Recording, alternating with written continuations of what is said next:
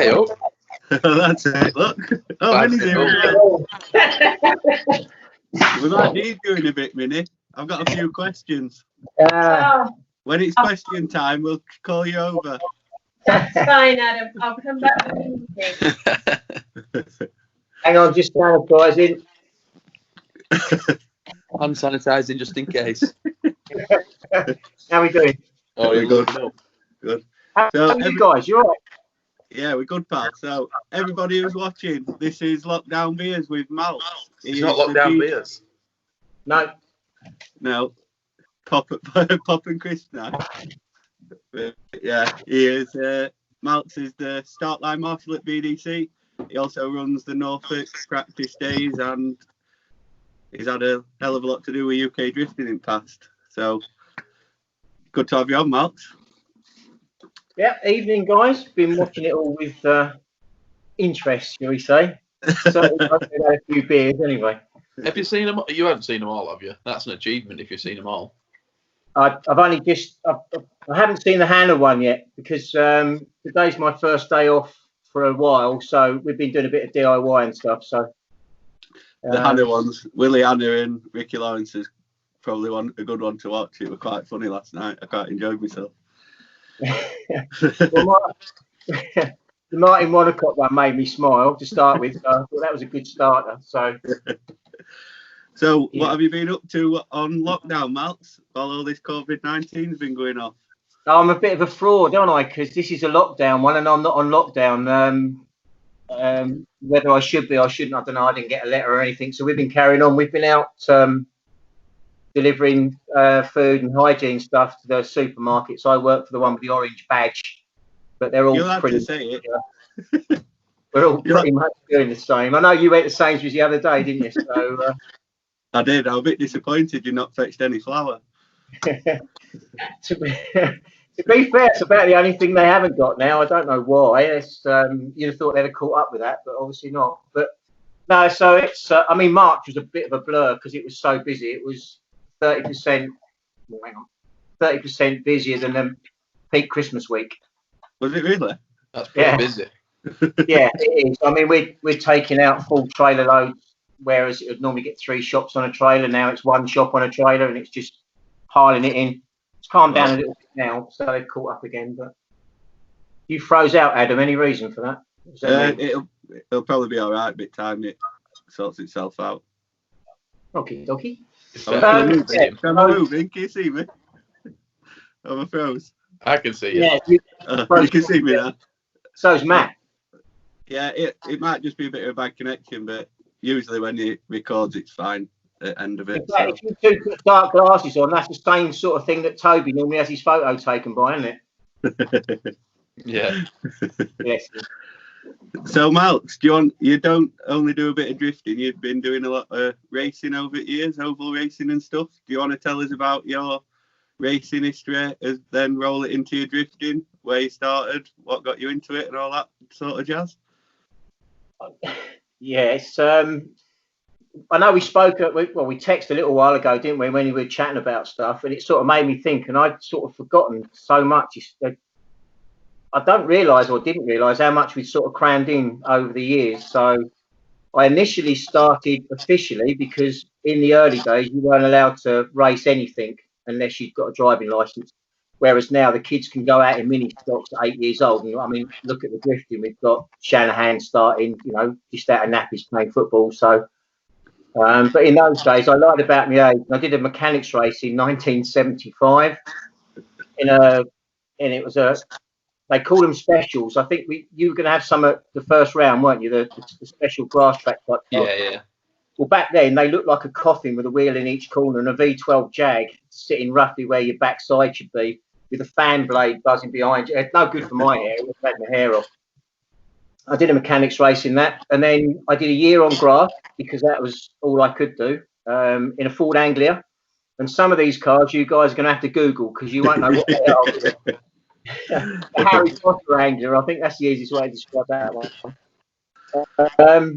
But really, I suppose it stems back. My dad was a policeman, but he was one of those village Bobby type guys where he'd rather sort of put you around the ear and growl at you than arrest you. So he was really popular, and he took me to I think it was Hendon skid pan, and we from memory I think it was either an Austin Cambridge or a Humber Super Snipe. So they sent me out. I ain't got a clue what either of them are. No, you'll have to Google them, but basically they're like tanks, great big tank things. So they sent me out in a skid pan. Instead of skidding round, we just put opposite lock on and carried on. So it sort of stemmed from there. And I did a bit of mechanicking for some of the guys that used to build engines in Royston. And I just thought I want to go onto the ovals. So if I quickly explain it, the grass track stuff is really ultra professional, and that's where a lot of people start and a lot of people love it. And then you go onto the ovals, which is the same. It's a little bit like it's a job to put them apart, really. It's a bit chalk and cheese, but on the ovals, it's like concrete or tarmac. You're restricted by a strong safety fence, which I visited on more than one occasion. Quite hard. So I wanted to go onto the ovals, and I was lucky enough. Dad was a little bit interested in it, so we went to a meeting and we met two of the oval legends, which was George Polly and Barry Lee. Again, you won't know those, but if anybody wants to Google them, has he got a Thingy Polly got a daughter? Is it Joe Polly? No, Joe Polly. Yes, right. Yeah. He's one of the. Yeah, she used to work at Carbone, didn't she? That's the connection. Yeah. Okay, let's leave that one there, otherwise the law will be. Weather's nice. Yes, weather's nice. It's raining. He's singly the nicest fella you've ever met is George. And although I was only come up to about his belly button at the time, I was only young. I kept asking him all these questions, and he said, "Look, when you get a car, come back and have a chat." So we built a car to go onto the ovals, and had a chat with him, and he taught me the driving style, which is slightly sideways and way out on the side. And then Barry Lee, who we still speak to, bless him, he was the big superstar. He was the James Dean style superstar of hot rodding. He had everything new. So he had a brand new Escort and he had an old Angler. And he sort of taught me the flamboyant style, have a bit of fun and all the rest of it. So I was lucky. And I still meet up with them now and again. What sort of year was this? Oh, 77. Oh, I'm still not born then, yeah. No, 77 is when I first. Adam's moving now. That was a bit scary. Matt froze now for me. Yeah, I was about 6 or 7 when I spoke. My first onto the ovals was 77, 78, I think was Wisbech. And it's gone from there, really. So I've raced pretty much everything there is, other than the big Formula Ones. And I've been really fortunate. It's been busy, but we've never had the money. I don't want to sound like we've never had the money. So we've always sort of tried to make do with what we got, and it worked quite well. So we've made star grade in just about in everything that we've done now, which is how the grades work is white is the novice, then you go to blues, yellow, then to blue, then to red, and then the top 6 or 8 in the country in certain formulas do a superstar. So we start right at the back. So you're gold roof. It's confusing. I won't going to mention that. What they do, say you've got 30 cars, the first 4 or 5 will be white tops. They start on the start line, and then you go back to the first bend. So if you're at Buxton, where the control tower was, say that was the start line, and then you'd go onto the bend. Front of the bend would be the yellows, the back of the bend would be blues, then the reds would be exactly opposite the start line, and then the star grade drivers sit behind those. Right. So in the hot rod formulas, it's hard work getting through them, but in the stock car formulas, if they're not quite quick enough, you just give them a little bit of a twat up the backside. Bit of a nudge. Yeah. See, I'll be no good in drift competition unless they let me spin them out. If I was allowed to spin them out, I might be better. I'd probably go okay. Yeah, so I mean, it's been a checkered career. I've enjoyed it. I mean, I wouldn't change anything. We've travelled all over the place. We've been to Germany and Holland and various places, and I got invited out to Canada. So I've raced on in 4 or 5 cars. In Canada, yeah, it was great. What, Scary. did you fly your car out there or something? No, what happened is the drifting side of it came from the ovals because we in 2003 we had a big Sierra. They called them super rods, and we done it. And what you do is you run a season, and over the season you get 3 races, so 2 heats and a final at each event. You do about between 16 and 20 events through the year, and then that's how your points are graded. And then when the world final comes round, you get a grid position off your point scoring. So in the world final, I think I started on the outside of row 2, and I'm going to say I fluked it really. But we won the world final, so we had the world final. I got a trip round the control time. What, you won it? You won it? Yeah. What car was that in? Ford Sierra Sapphire. Right. There was some weird machinery out there. There was like Calibras, Porsche, and mainly Sierras and Capris, really. Big old Supras, V6s. Yeah. Other than the V8, which is obviously the best sounding engine there is, the V6 comes pretty close second. So with that, over the years, I've written articles and some bits and bobs for various things. But the guy that ran the Short Circuit magazine, Paul Huggett, I'd known him since flashback days. He was an editor of a specialist magazine just for oval sports. So I invited him up and I sat him in the passenger seat. We had Arena Essex in the Super Rod, put a passenger seat in it. And I said, come on, we'll go out for a couple of slow laps. Well, we were sideways flat out rubbing the wall on the warm-up pack. Right. He looked a little bit green. So to get his own back, he said, right, I'm going to invite you to test drive. So we went all over the country, test driving all the different types of oval race cars and then writing articles about them, which was fantastic. I absolutely loved that. And we got invited to Canada. So we went to Canada. We started at the bottom and ended up at the top at a place called Cornwall. Not the opposite way around over here, isn't it? Not the one of God bless his heart.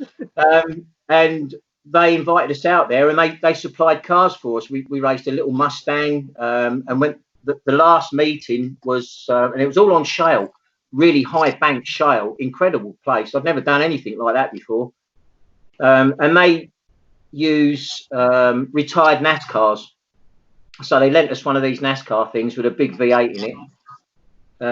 To be honest, I fired it up and turned it straight off because I thought I broke something because the whole car shook so much, scared me to death.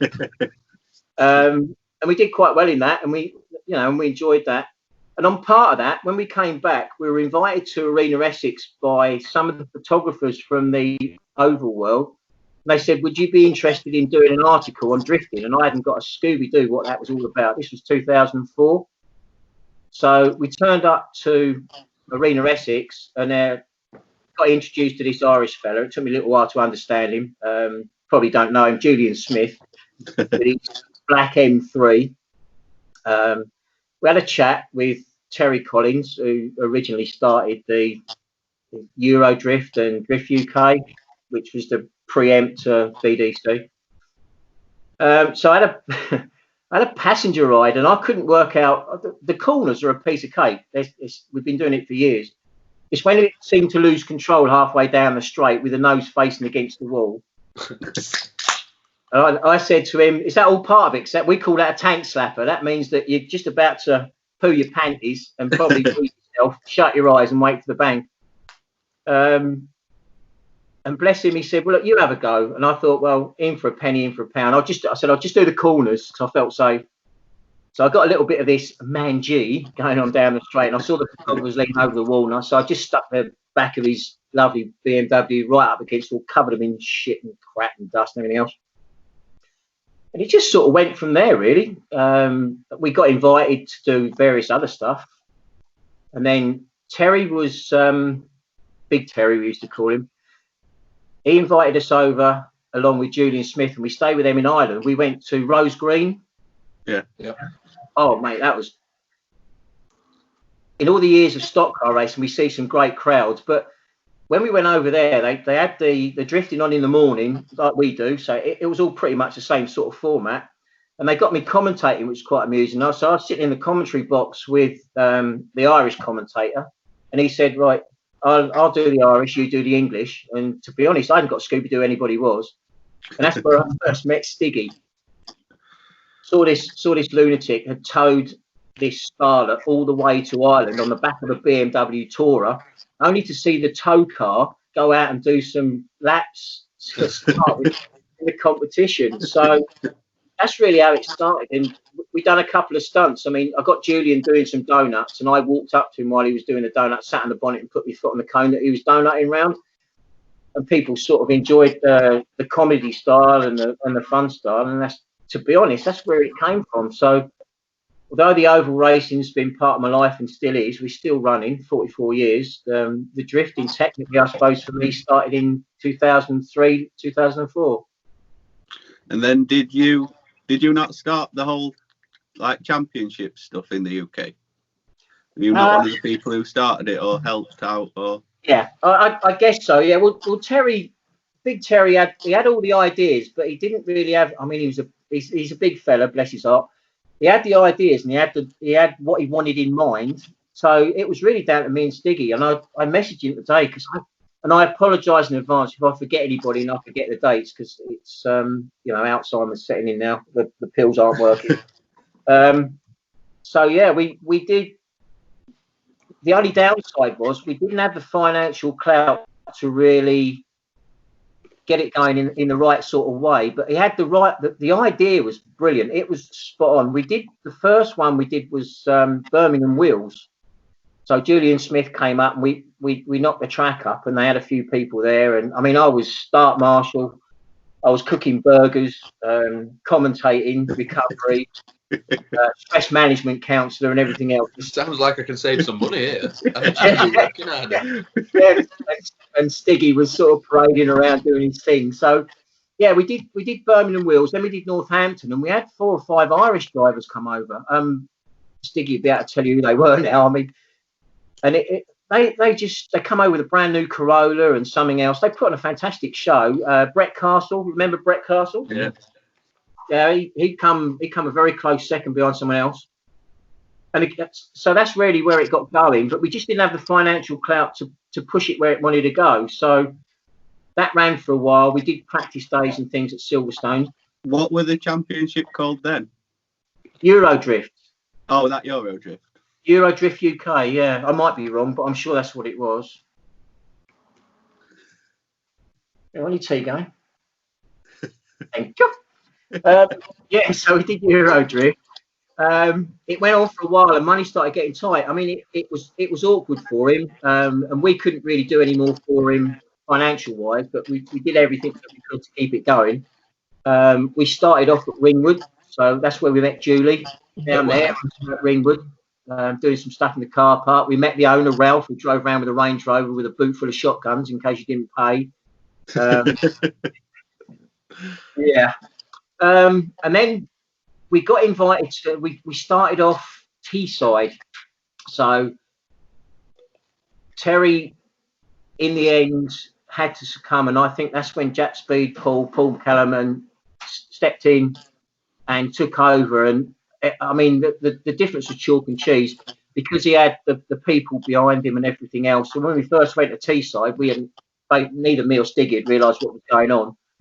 But to be fair, we sort of winged it a little bit, done the scrutineering and stuff like that, and we got it running. Then it progressed from there, so it built up. I did step away for a little while, not for long, for 6 or 7 months maybe, because it was, to let them get going, and I didn't know if I was needed or whatever. And then we went down to watch at Liddon Hill. Is it Liddon Hill, Min? Yeah, we went to Liddon Hill. I think that's really where we first met Lozza as well, because we were sitting watching down by the bottom gate, and we could see all these arms flailing about up the top of the hill. And we were asked if we'd go up and help out with a bit of gridding on the start line, because the guy at the time was probably not helping much. So we went up and sorted it out, and then it just carried on from there. So through the years, that's pretty much where we've been. So we've done a fair bit with it. We started Aldershot off. We went to Aldershot. They do a bit of practice stuff there now. Obviously, King's Lynn. Yeah. which is my 16th year now at King's Lynn. I was just about to say, how many years have you been doing stuff there? 16 years. I'm checking Mini for dates. Getting confirmation. Yeah, 16 years this year. So 2005 we officially took it over. A lot of people had gone into King's Lynn because he'd concreted the middle, as you guys know because you've been down. He concreted the middle to make it easier for him with the speedway. And there was a couple of people had gone in and said, "Oh, we can make you a millionaire." Because I've been racing there for years. We were chatting, and he knew that I'd done a bit of drifting, and we were up there with a stock car. And he said, "Do you think it'll work?" And I said, "Well, if you're prepared to give it a go, we'll give it a go. But you won't be a millionaire because it's just not going to happen. The track's not really big enough for the proposed 100-mile-an-hour entries." Yeah. It's actually turned out to be. I'm biased, obviously. I think it's really turned out to be fantastic for close-up stuff.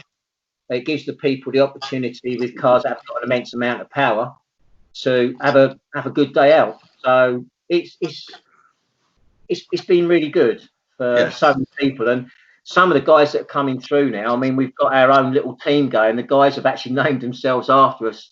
So we've got Colt Harvey, which you must have seen with the nice orange thing. Yeah. And also, have you seen Ashley Shipley? Have you seen Shipley? Yeah, with the 33. Yeah, all splat with different colours, both of those. And also James Goodfellow is going to join in. So they're team NADT. And obviously one of our sort of from the ground upwards, one of the lads that we've had a lot of fun with, and his family are hysterical. They come and help us out. He's little Josh Payne. Yeah. I think he'll be one to watch. I think Martin tipped him a little bit, didn't he? Martin's on Martin's team, and Martin bigged him up quite a bit. Yeah, and then he was quite impressive in drift cup. Yeah, do you know what? He's one of the lads. We did a Dymax because obviously, I mean, I can go back to that in a bit, but Dymax, the Donnellys, you remember the Donnellys came down and they did a little bit. When they very first started, they tried to get a license and they sort of missed out a couple of times. They came down to us at King's Lynn, all the way from Scotland.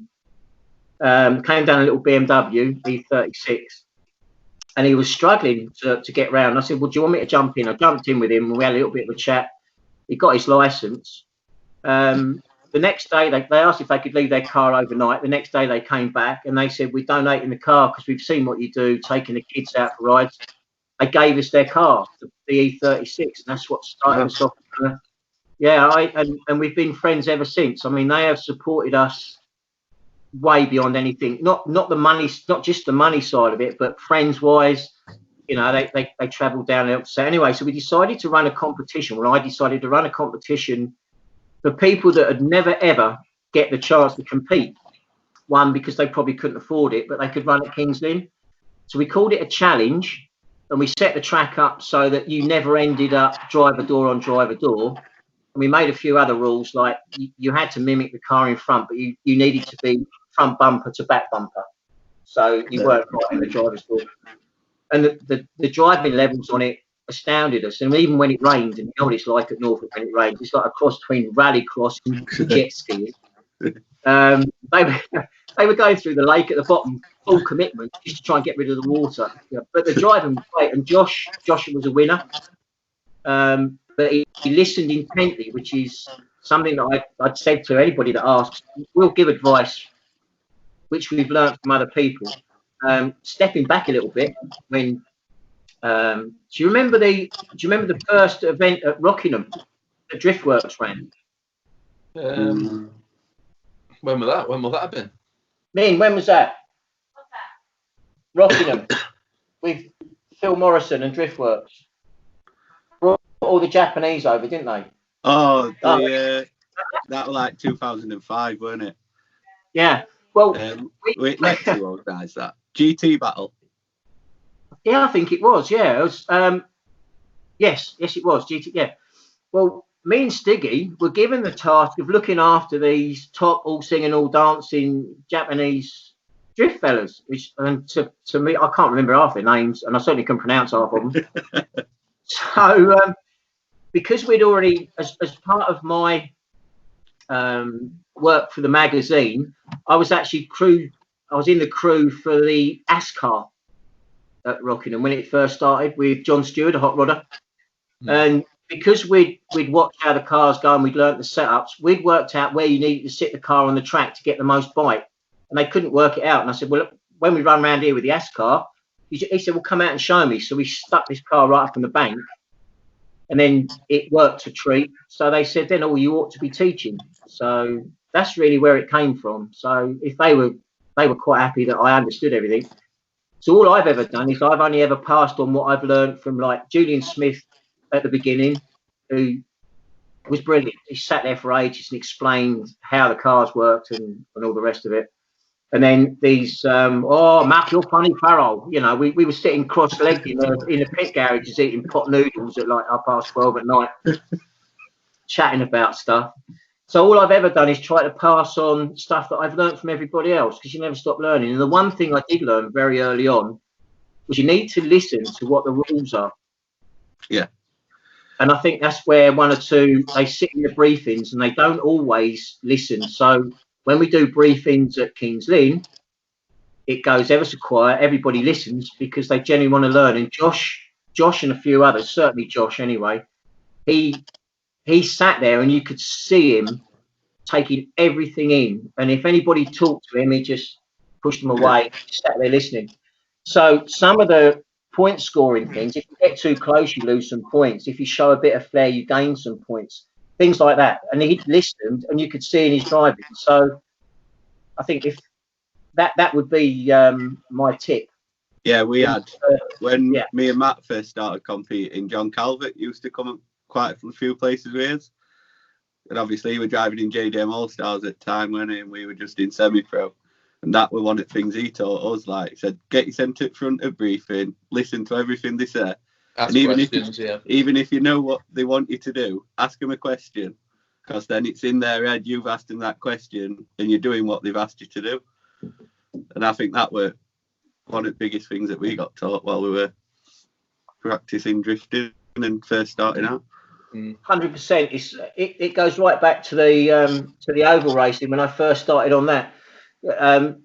George Polly would say he'd tell me what the weather was like, where to sit on the track, how to enter the corner, where to power on, and all the rest of that sort. And I listened to it, and I wrote it down, and I swatted, and every time I tried it, I'd try something else. And then if I saw him again, I'd ask him a question, or I'd ask Barry Lee a question, or you'd look at other things.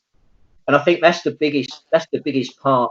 It's not necessary. Everybody would assume that you've got to get the arse on a clip.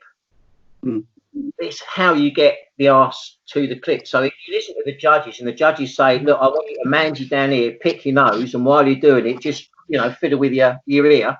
If you do that, you're doing what they want to see. That's where you'll score the points. If you just do your own thing, they'll look at it and it might not be what they want to see. And all judges are like, that's the only thing I've never done is judging. And there's a reason for that. And my reason is, seriously, I don't like to see anybody lose. I hate it with a passion. I really do. I hate to see people get knocked out. And that's the hardest thing with everything. In the stock cars, certainly in the stock car racing, we get 25, 30 laps. So if you cock up on lap 1 and get a little bit crossed up, whatever, you've got another 27, 28 laps to catch up. Yeah. So you can learn from your mistakes in the same race, and sometimes it pays off if you sit back and watch. That's really what won us the world final, I guess. I'd spotted something on the track, so I sat back a little bit, waiting for the three in front of me to knock each other about a little bit, and then I just snuck through and held them up. So, but that's it. Whether it's stock car racing or drifting, it's all the same. If you listen, and you listen to what people want you to do, and then you do the best you can, you stand more of a chance. It's ideal. But yeah, I mean, but the judging thing, I struggle with it. I know people have got to get knocked out. I struggle with it.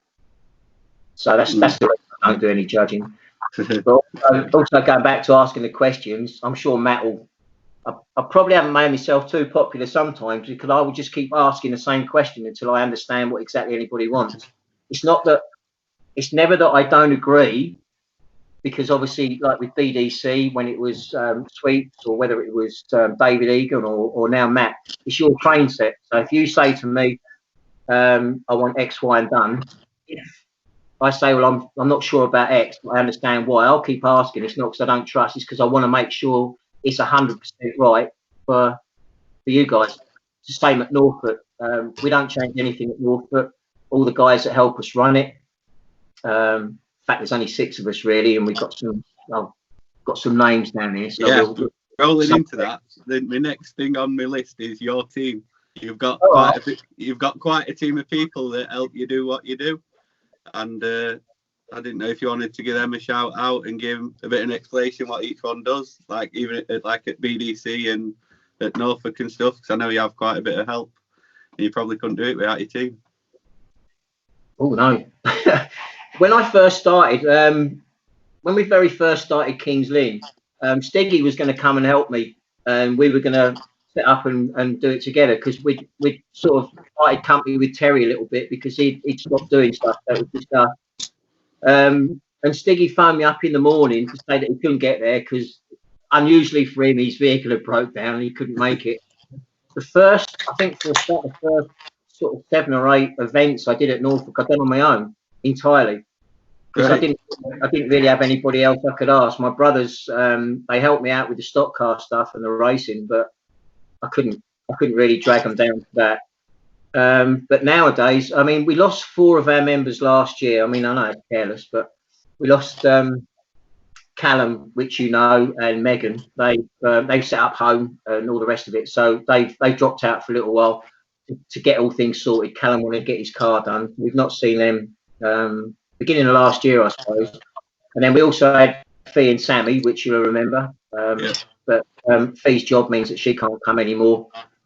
It sort of conflict of time, and Sammy's not been very well, bless him. So we didn't want to put him under too much pressure. So, and he's one of those fellas who used to come and he used to do everything with us. You know, he'd be in a tyre machine, he'd be throwing tyres about, then he'd try and do some work on a car, then he'd do something else, and it was a bit much. I mean, we built a tyre trailer between the 4 of us with Tom. We put the machines in and everything else. We built all that ourselves, so we wouldn't be going without them. Obviously, then we've got so now we're down to sort of 6 at the moment. So it's obviously me and Min. Min does all the bookings and all the rest of it, because I'm too soft. You know what I'm like. I get told off for giving stuff away and letting too many people. So we have a strict number limit because of the size for insurance and everything else. So Min does that, and I'm not allowed. I just wander around trying to look important, but it never works. And then we've got Graham, who's Blackbird Photography. When he comes to BDC, he's in with the togs. He comes along. He's also a key worker, so he's like me, and then he's working at the moment. He's looking after the kids in schools and stuff like that. We've got Tom, or Ammo, or Tom, whichever. Ammo. I think everyone knows him as Ammo, don't they? Yeah, yeah. Bless him. He ended up with a tyre trailer, whether he wanted it or not. So he looks after. Oh mate, that's our job. You do 120 pairs of tyres in a day, and your arms are falling off. So he looks after all that, which is great. And then I'm not sure if you've met up with. We've got Darren, or we call him Happy Spaniel because he's always bouncing about. He helps us out on the tyre trailer and a bit of marshalling. So really, that's the 6 of us. And then we've got such a great fan base there. They're great. The whole place, it looks after itself. It's really just a good fun vibe, isn't it? It's always a good vibe at Norfolk. It's always good fun, like. Yeah, I don't think I've ever been in that had a good time. Thank you. I appreciate that, because that's all we ever want. It's not a business for us, which is why we don't have to worry so much. So because all we do, we run it as a club. We get the money in, we pay for the track, we get some expenses back. Buster pays for our fuel, and he looks after the insurance side and everything else. So we're not pressured as such to make a lot of money from it, which means that it's a bit more relaxed and people understand why we're doing it. So we get people to turn up. Another lad that helps us, he's going into retro with Gaza, with a very bright looking MX-5. Yeah. Again, he's a key worker. So he's in a prison service, somewhere I wouldn't want to be. And then we've got Kay, who last year, even if she was working on a Saturday, bless her heart, she would come in before she went to work. She'd help me in the booking office, and she'd do some bits and pieces. She'd scoot off to work during the day, and then she'd come back in the evening and help clear up. So she's a little diamond as well. She looks after us. Never sat in a drift car. Can't get her in a drift car. So this team, your team from Norfolk also run grid at BDC and the start line and look after all drivers. I just want to say thank you to you all personally, because like without you, it wouldn't go so smoothly. But you personally, you have a good word with everybody before they set off, don't you, and make sure everyone's fine and ready for the first run of qualifying and all that. There's always a lot of positive feedback for you, Malx, definitely. Drivers love you, don't they? So yeah, I just wanted to say thank you for making everybody's runs better before they set off and getting them in that right headspace. Cheers. Thought you were filling up then, is it? Yeah, you know. You look like a hotel, don't you? Let's keep going, let's get him crying. Yeah. Now, the other thing, Norfolk, you do a lot of charity events, don't you? And like the charity drift competitions and stuff like that, which are always good fun. Oh, they've been epic. I mean, the money that the guys have raised, I mean, I don't take any credit for that at all. I know we sort them out. And did I say something then? No. Did I have a key word or not?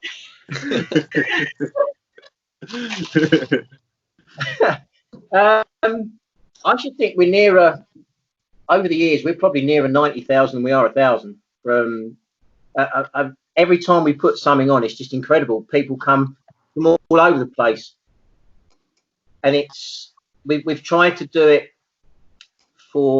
in the very beginning. We did some of the bigger organisations, but what we tend to want to do now is if someone comes to us and they've got a good cause in their area, then we will look at doing that. So we've been doing, and we like doing the kids' charities. I mean, you guys came down, the whole of Slide Sport came down for one event. I've been to two, I did two of them, I think. I did the previous one as well. Because I crashed Loz's car, didn't I? My car broke to get into final or something like that. And I borrowed Loz's car and crashed it into a trailer. Yeah, you did. You crashed it into a ball, didn't you? Things like that. And I mean, obviously, we had, there's a few names there that we don't see for the moment. Lappage, Mark Lappage, always looked after. It's a good lad, Mark Lappage. I like it. Acorn Insurance, wasn't it? They came down. They always put stuff in. It was, they had quite a few drivers. Huxley came down when he first had the Volvo estate. Biz was always there, weren't he? Oh, Biz is a Norfolk boy. Do you know that? Yeah. Yeah, we class him as one of ours. Same as that Wanacott fella, you know, talking like Jethro. He's one of ours. Him and Karina came down. The one who can't get your name right. Sorry? The one who can't pronounce your name, Mo. Oh yeah, I laughed at that. Yeah, well, next time I see him on the start line, I'll call him Will. But going back to the start line stuff, because I've raced myself, I understand what it's like. You know, even though I've been doing it a long time, we've raced all these formulas and we've had a fair bit of success, which is great. Every time I sit on the start line, I think, what the hell am I doing here? And I think I need to go for a poo. The nerves get to you. Once you go, and it's okay. So I understand that. And over the years, it's like with you guys. We can have a laugh and a joke because I know it won't put you off. Yeah. And then there's other guys that I know it might put off. So I just look at them and wink at them maybe, and then as soon as I get the thumbs up, I just make sure they're calm. Sometimes I might hold the start line up because I don't think they're ready to go and get told off by Toby. At the end of it, we've got such a good understanding now, me and Toby. Toby knows exactly what's going on. I don't have to say anything to him. We can work off, we don't need the radio, we can work off hand signals and whatever. So we've got a cracking team going now. You know, from behind us with Minnie and Tom, they sort all you guys out, they get you in line, they get you numbered up. I haven't got to worry at all. And I don't think we've ever had an empty start line other than when we get up to like the semi-final when people are changing tyres. But Or if Webby's supposed to be qualifying. Oh yeah. Yeah, he's still in the toilet. Yeah, So- he's in the toilet. What is your most memorable drift moment? Like, but most fun you've had, the one thing that sticks in your mind with drifting, like one event. I think it's a, you know what? It's a job. It's a job to say. It's like if you ask me who's your favourite driver, you all are. It'd be me, wouldn't it? It'd be me. I seriously, I treat every driver exactly the same. Every time I set off, he says it's me. Yeah, he says it's me all the time. It's just gone down in my estimations. Bugger. The truth is out. No, it is. I mean, obviously, we've got some that I talk to more than others because they're chatty, and some are quiet. The Irish guys, I mean, are incredible. They really took us. Because in Ireland, I think from what we could work out was if Mikey was anything to go by when he first came over, bless him, he'd shout and scream at everybody. And over here, we don't. We just glare at you. Yeah. So, you see Tom, you know you ought to be somewhere. You see Minnie, you need to be somewhere. You know you're off. And we don't change it. So it's and we try and walk around the pits and chat to everybody, see how they're getting on. I think it's difficult to say. What would you say is your favourite? Me? Drift Most event. memorable drift moment. Most memorable drift moment. I did win a competition in a drift car, surprisingly. I thought you'd not done any drifting competition. Well, we went to Crail. We went up to help the Donnellys. We were doing some tyre setup, and we took the Ford pop-up that Huxley built with the Burton engine in it, and we were just ragging it about and doing some passenger rides and doing donuts around wheelchairs and all the normal sort of crazy stuff, bouncing off the firewalls.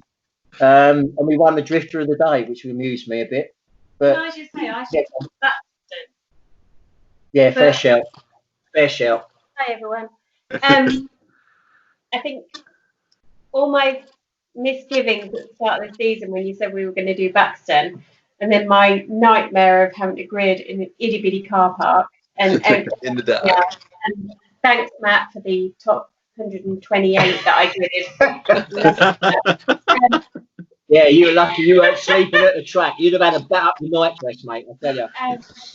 Apart from all of that, I actually think it was a fantastic event. It was such a good event, and everyone had such a good time, and the driving was amazing, and everyone was 100% on it. And I know lots of people, bless them, smashed their cars to pieces, but it just showed how committed they were to it, and everyone was just really with it and really involved with it. And I have to say, despite everything, I thought it was brilliant. I thought it was a really good event, and just showed how bringing drifting into such a small arena just kind of highlights people's talents and their bravery, because bravery in drifting has got to be one of the strongest things you need to have. Yeah. You're throwing your 70 grand car up against a wall, up against somebody else's 70 grand car, and yeah, I think it was definitely a high point despite the rain and the cold and everything else. That's very good to hear. I thought you still hated me from that one. I can't bring any hate at all. It's just a smouldering resentment, really. I've got a question for you here, Minnie. I'll go with that. On to his questions. I want to know which drive was the most headache to grid, past and present. Wow. Really? And we want honesty. Honesty. Yeah, we want honesty. No. In the nicest possible way was Sully. Yeah. He scared me. They're always having a wee in bushes. Seriously, Sully would be sitting on the start line. I had to stand in front of his car because otherwise he'd just piss off. He'd be having a drink of water and on his phone in gear, and he'd be into the first corner on the handbrake and he'd still have the phone with the hydro. He'd be hysterical. What impressive. He was adorable. Yeah, he was such a nice fella. The nicest man in the world. But Dapspeed in the end had to give him like a nanny to get him to the start line, and he has the weakest bladder in drifting. He must have had 50 nurses before every single run. And Probably unless during it. yeah, and unless you actually super glued his bum to the seat, you just couldn't keep him anywhere near the car ever. And Webby is Webby. Webby was a thing. I'm not driving my car down there. It's dusty.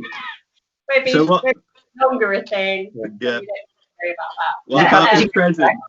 His present drivers. 2019 grid. Let me think. Ollie Evans, he knows I'm going to say this. He knows I'm going to say this because he rolls his eyes every time I go anywhere near him. He's a little bit of a drama queen. And he is a very, very, very talented driver. There is no disputing that. You're very good. I didn't want to talk on here, aren't you? I'm just saying. Hey, you don't mind? Yes, So You might have just answered my next question, Minnie, which is what Yeah. driver's the biggest diva? Oh, Matt Stevenson. Whoa, don't be like that. maybe Adam Simmons. Oh my God. Yeah. Look, I got told off once for being late. I got told off once for being late and then never did it again. It's when you do a topo when you park. But just ditch my car somewhere it shouldn't be. It's an official drift statement when He's you got- do a topo. He's got the widest car going, isn't he? You know what doing a topo is, Matt? Braking and having to push it somewhere. No. When you Park when in the most inconvenient possible place on the track where you just block everything. That's doing a topo. so Minnie's trying to get cars past, but Topo's cars ain't way. Every time. Every time. Yeah. Every time. And he's nowhere to be found. He's like wandered off. He's doing his thing. Love the man. Love the man. I'd imagine he's got the best oil slick record as well, hasn't he? Aw, Bless him. I love him a bit. He's Yeah. such a lovely, but he can't bridge the coffee. My next question is: will we ever see Malx or Minnie competing at the likes of Drift Battle Royale? Is it? Yeah, Battle Royale. Oh, I meant to say, you had Frosty on, didn't you, the other week? Yeah. We've got his yellow BMW M3 at Norfolk, comes regular with Keith and Alison. Hmm. So he talked me into having a little go in it, and I had a go in it, and it's great. So I said, I'll have this for Battle Royal. I'm not sure that I would do it, but if I was going to do one, that would have been ideal.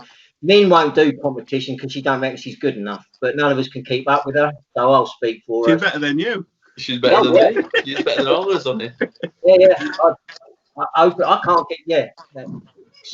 All right, the lines are perfect. It doesn't vary off the line very much, but it's great for passenger rides. You know, they take the nervous people out. They go out with me, and then when the nerves have knocked a little bit, they come out with me, and we stick through cones and go backwards and all sorts of stuff.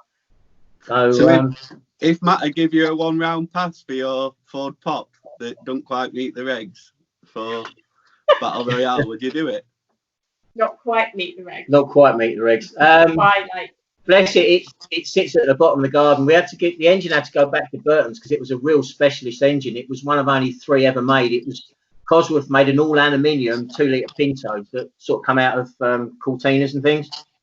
And we sent it back for a refresh. They refreshed it and they stuck it on the rolls and they blew it up. With the crankshaft and all the rest of it, it was sort of difficult to get. So at the moment, we've only got a Z-Tech in it. It's not really man enough. Right. Excuses. No, not really. It just isn't man enough. It just hasn't got. I mean, we took it around Brands Hatch, doing some passenger rides around Brands Hatch with it, and it was fairly quick. But it's a bit like Stiggy's Starlet. I mean, I've driven that a couple of times, and that's a real handful. But the shorter cars are struggling nowadays, aren't they? It's like the compacts are beginning to struggle a little bit now. Yeah. If I had, you're going to ask me what choice of car I'd have, other than that. No, but you can answer if you want. Yeah, well, I've been sitting thinking about it. It's pretty much anything, because virtually anything on the grid, you know, anything. I mean, Dango's car goes well. I mean, you guys. I did like Matt's BMW before he trashed it. I don't know if I'd be able to drive yours though, Adam, because with the top down, it'll ruin my hair. You might not be able to see through windscreen either. Seats a bit low. Probably not. If I Martin Chivers, that's an angry car, isn't it?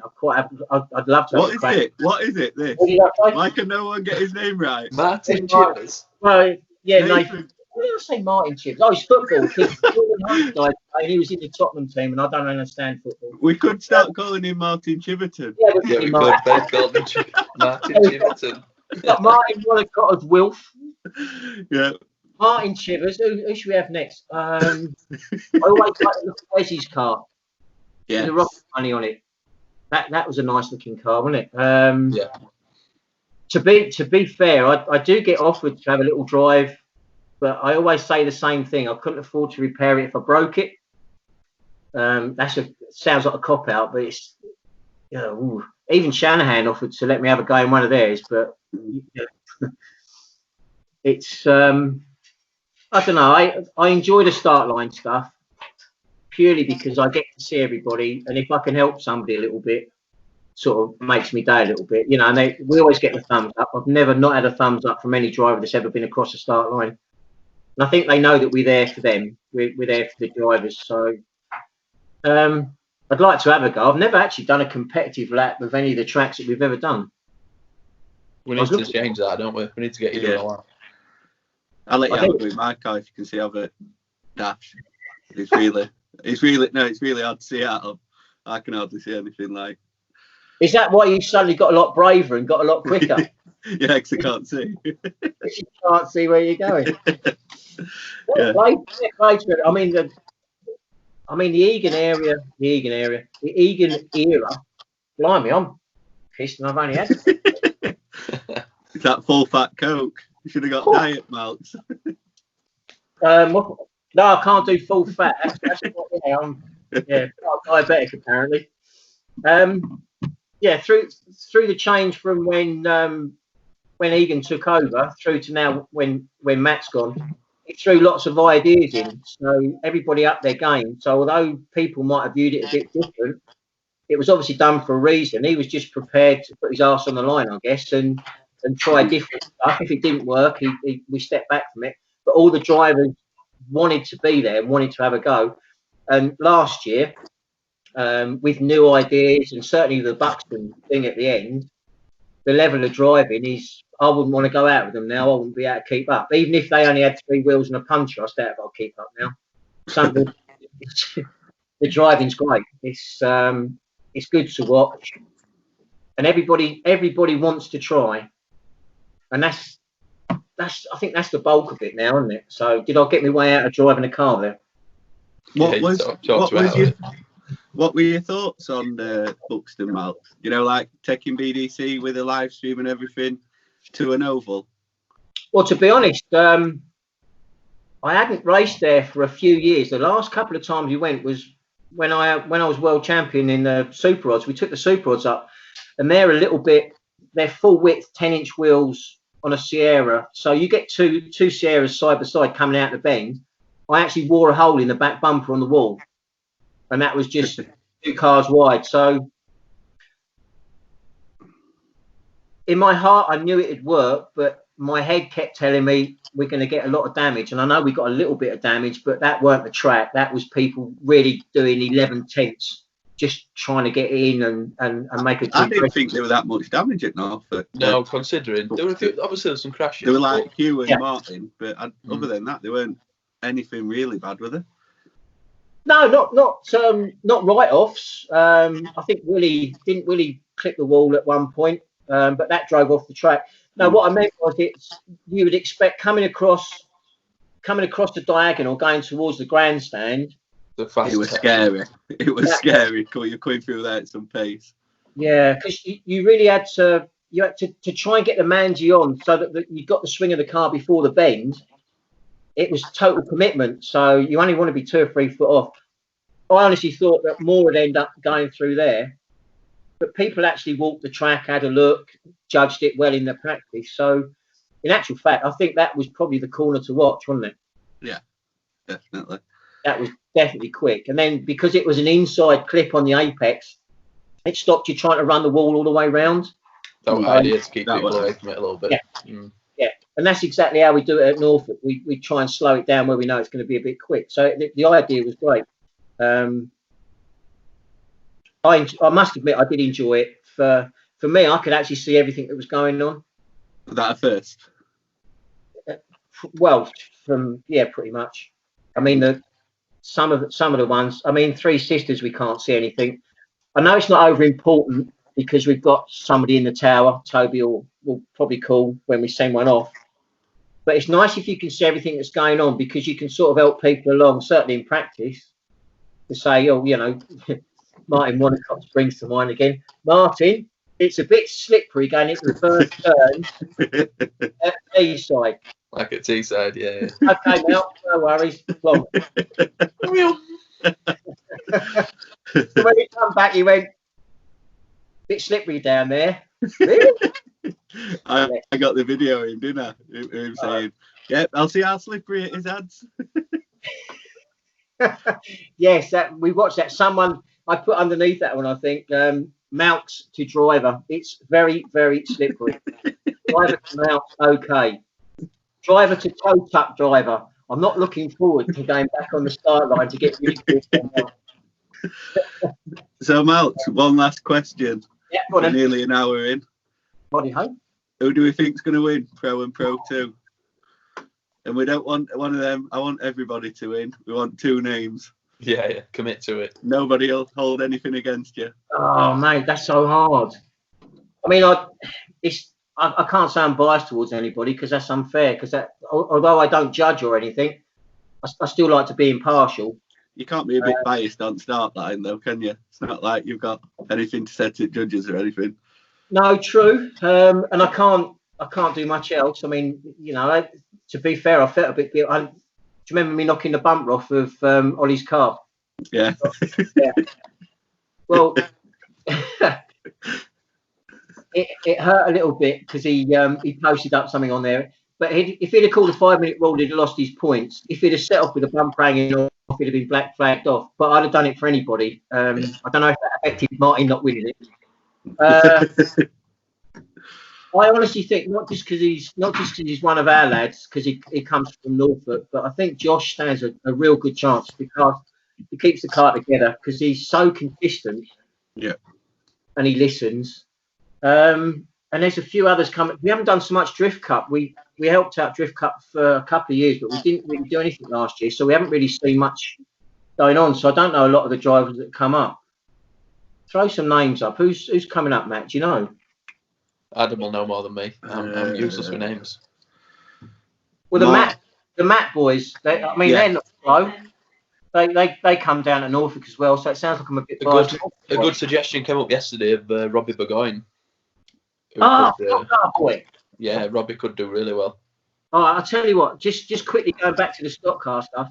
His family, the Burgoynes, are stock car boys from way back. They are. Yeah. They are absolutely phenomenal. They come down to England and they just bullied us. And the Irish hot rodders came over for years and years and kept taking away the world final. So the car sounded nice and it looked nice the last time he came down. We see him at Driftland, didn't we? We see Driftland, mate. Has he booked in for the full season, Robbie? Yeah, Robbie's driving full year. Yeah. Oh yeah. Yeah, good call. Good call. Stock car boy. So who's gonna Malx, who would win, Josh or Robbie, if we put them in a battle? One more time. And then one more time. 5-minute rule. Repair the bumpers. And then we've just got who he thinks going to win Pro Driver. Well, if you carry on like you were carrying on, it's got to be. You stand a real good chance, I have to say. I think Martin Wanacott deserves to be somewhere or somewhere abouts, because he's an entertainer all the way through. Yeah. And I think he's going to be hard to beat, and obviously Ollie as well. And that's the other thing. When we go stock car racing, I only go to get a ride on the control car. Each time you win, you get a ride round on the control car. And I try and wave at every single member in the crowd, because every single member in the crowd has paid to come in and be entertained, and that's what we try and do. And that's why we have quite a good following. It pisses me off, people that don't acknowledge the crowd. It's like when we do, I mean, I'm thankful to Matt, he listened to us. and we got grand parades for the they're Pro 2s now, the Pro-Ams at the time. They got the chance to go around and wave at the crowd, and I absolutely ripped them a butt if they didn't wave. I made them. I stood there and made them, every single one wave to the crowd, because that's what this is all about. It's a show, and the appreciation you get from just waving at someone. I mean, I know it's not meant to sound big-headed, but we sign autographs in the race cars. We let the kids sit in the cars, take pictures of them. You know, it's all about that sort of stuff. They don't forget. So if we look after the young generation now, and we're seeing a lot more coming into the drifting, and that's what we're doing at Norfolk. We're just trying to entertain people and give people a chance. That's why we don't charge to come in and watch, and we do everything for free pretty much when we take them out. And then they go on and watch Drift Cup, and then they come to BDC. Cool. That's what we want. Yeah, 100%. So just remember, guys, when you're out there, wave and chat to everybody, because they've paid to come and watch. Yes, that's some good advice from you there, Malx. But we've been going an hour now, so we're going to have to say goodbye. Yeah. But it's been nice to chat to you and nice to learn a bit of your history. Always a pleasure, Malx, and I'll speak to you soon. And same for Minnie. See you soon. See you later. Yeah, stay safe, everybody. You too. See you in a bit. Bye. Bye.